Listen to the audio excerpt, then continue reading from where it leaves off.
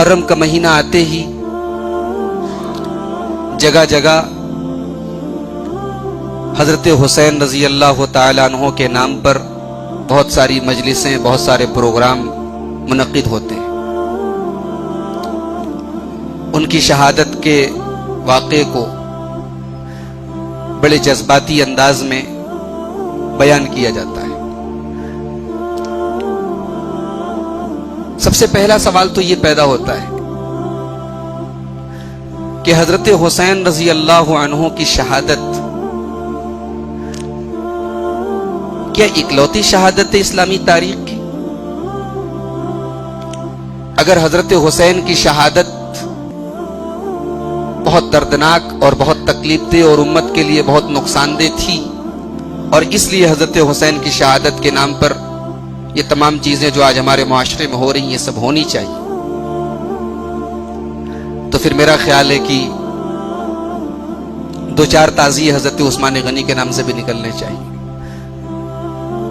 اسی مہینے کے ٹھیک پہلے ذی الحجہ کی 18 تاریخ کو نبی اکرم صلی اللہ علیہ وسلم کے داماد اور آپ کے محبوب صحابی عثمان غنی رضی اللہ عنہ کو 40 دن تک ان کے گھر میں قید کر کے بھوکا پیاسا شہید کیا گیا۔ ان کے نام پر بھی کچھ مجلسیں ہونی چاہیے، پھر غم کا اظہار ہونا چاہیے، کچھ سینے چھلنی ہونے چاہیے۔ دراصل اسلام جو ہے بڑا سادہ دین ہے، بڑا سمپل دین ہے۔ اسلام رسم و رواج کی بیڑیوں سے ہمیں آزاد کرنے آیا تھا۔ ہمارے نبی صلی اللہ علیہ وسلم کی بعثت کا ایک مقصد یہ بتایا قرآن کریم میں اللہ تعالیٰ نے کہ آپ دنیا والوں کے کندھوں سے رسم و رواج کی زنجیروں کو ہٹانے آئے تھے۔ اللہ تعالیٰ سورہ اعراف میں کہتا ہے وَيَضَعُ عَنْهُمْ إِصْرَهُمْ وَالْأَغْلَالَ الَّتِي كَانَتْ عَلَيْهِمْ، ہم نے تمہیں وہ نبی دیا ہے جو تمہارے کندھوں پر سے تمہاری بیڑیوں کو ہٹاتے ہیں، جو تمہارے اوپر سے رسم و رواج کی زنجیروں کو ہٹاتے ہیں۔ محمد الرسول اللہ صلی اللہ علیہ وسلم دنیا میں جب تشریف لائے، بہت ساری رسم و رواج کی بیڑیاں لوگوں نے اپنے اپنے کندھوں پر لاد کر رکھی تھی۔ اللہ کے پیارے نبی ان رسم و رواج کی بیڑیوں کو ہٹانے آئے تھے۔ میرے پیارے بھائیوں، آج اس سے زیادہ افسوس کی کیا بات ہوگی کہ وہ نبی جو رسم و رواج کا خاتمہ کرنے کے لیے آئے تھے، جو انتہائی سمپل اور سادہ دین لے کر آئے تھے، اسی نبی کا نام لے کر، اسی نبی کے اہل بیت کا نام لے کر، اسی نبی کے نواسے کا نام لے کر آج دین کی شکل کو بدل دیا جائے، دین کے چہرے کو مسخ کر دیا جائے، اور دین کی ایک ایسی شکل دنیا کے سامنے پیش کی جائے کہ لوگ سوچنے پر مجبور ہو جائیں یہ کون سا دین ہے۔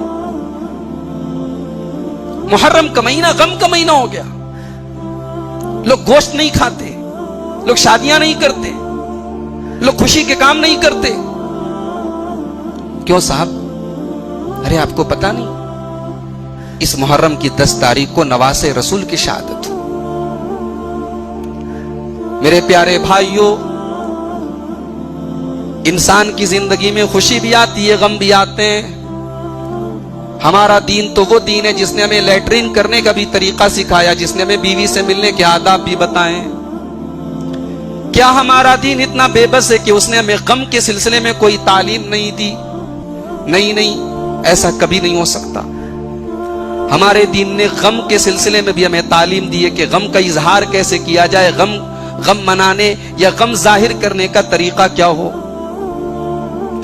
اگر حسین رضی اللہ عنہ کی شہادت پر آج غم منایا جا رہا ہے تو حسین کے نانا کی تعلیم بھی دیکھنی چاہیے۔ اللہ کے پیارے نبی صلی اللہ علیہ وسلم کے بیٹے ابراہیم کا انتقال ہوتا ہے، بخاری کے الفاظ ہیں، اللہ کے نبی اپنے بیٹے کو گود میں لیے، آنکھوں سے آنسو بہ رہے ہیں۔ حضرت عبد الرحمن ابن عوف کہتے ہیں وَأَنْتَ يَا رسول اللہ، اے اللہ کے نبی آپ بھی رو رہے ہیں، آپ اللہ کے رسول ہو کر اور اتنے اونچے مقام پر ہو کر آپ کی آنکھوں میں ہم آنسو دیکھ رہے ہیں۔ نبی اکرم صلی اللہ علیہ وسلم فرماتے ہیں هَذِهِ رَحْمَةٌ جَعَلَهَا اللَّهُ فِي قُلُوبِ عِبَادِهِ، اے عبد الرحمن، یہ آنسو جو میرے آنکھوں سے نکل رہے ہیں، یہ انسان کے دل میں اللہ کی رحمت کی نشانی ہے۔ یہ آنسو ایک باپ کے آنسو ہیں جو بیٹے کے انتقال پر اور بیٹے کی جدائی پر نکل رہے ہیں۔ اس کے بعد اللہ کے نبی دوبارہ رونے لگتے ہیں اور آپ کی زبان پر یہ الفاظ جاری ہو جاتے ہیں، ان العین تدمع والقلب یحزن ولا نقول الا ما یرضى ربنا۔ اے میرے بیٹے ابراہیم، تیرے جانے سے تیرے باپ کا دل غمگین ہے، تیرے باپ کی آنکھوں سے آنسو جاری ہیں، لیکن محمد رسول اللہ اپنی زبان سے کوئی ایسا جملہ نہیں نکالیں گے جس سے اللہ ناراض ہو جائے۔ یہ ہے حسین کے نانا کی تعلیم میرے پیارے بھائی۔ آج کیا ہو رہا ہے؟ حسین رضی اللہ عنہ کی شہادت بے شک انتہائی دردناک شہادت ہے، اور حسین رضی اللہ عنہ کا مقام بھی بے شک بہت اونچا ہے۔ آپ اہل بیت میں سے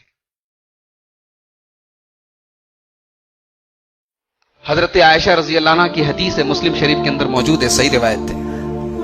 حضرت عائشہ کہتی ہیں کہ ایک دن اللہ کے رسول صلی اللہ علیہ وسلم صبح صبح نکلے، وعلیہ مرط مرحل من شعر اسود، آپ بلیک کلر کی ایک چادر اوڑے ہوئے تھے، سیاہ رنگ کی ایک چادر آپ اوڑے ہوئے تھے، اور وہ چادر جو تھی مرحل تھی، منقش ڈیزائن دار تھی، کچھ پھول وغیرہ اس پر بنے تھے۔